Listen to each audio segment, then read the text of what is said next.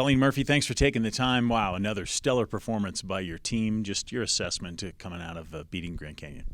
So I think coming off beating Wyoming for the first time in about 20 years, I think our girls were on fire. They really wanted to go in and win another meet, and they went into Grand Canyon still thinking about themselves as kind of the underdog and ready to go out there and show them what we were made of. Yeah. So you take a lead, though, after the first day, 7-point lead. How are you an underdog when you're the leader? And why is it important to maybe keep that mentality? You know, I think this year our team, they really have kind of taken that underdog philosophy. Like, we're going to prove ourselves, we're going to show what we're made of. And I think that's really helped them to kind of get into a meet and, you know, swim their best for that day. And so I think Friday, we didn't swim our best on Friday. We were okay, and we were good enough to be up by 7 points. We got better as that Friday session went on. I think we started out a little rough, probably a little bit of the travel. We had a little bit hard time with travel the day before, so we were good to, get a little bit of rest. But I think we got better and better as the day went on, and we kind of ended the meet with a big win in the 400 free relay. On paper, we weren't supposed to win that relay, so I think that gave us some momentum as we ended that day. And so being up by 7 points was kind of the driver for the next day. Yeah, and the next day you came out and just went gangbusters. Yes. So the very next day, I think 7 points is not a big cushion in swimming. And so, we talked a lot, and the girls were like, no, we're going to step up and dominate from the beginning.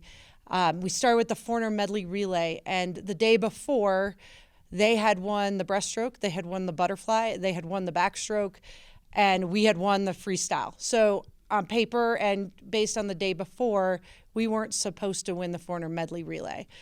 Instead, our girls kind of made a big change, and we had the fastest backstroker, the fastest breaststroker, the fastest flyer, the fastest freestyler. And so, we just kind of came in, dominated that relay. That was a big win. It kind of set the tone for the rest of the meet. And then our distance group dove in the water and went 1, 2, 3, 4 in the 1,000 free.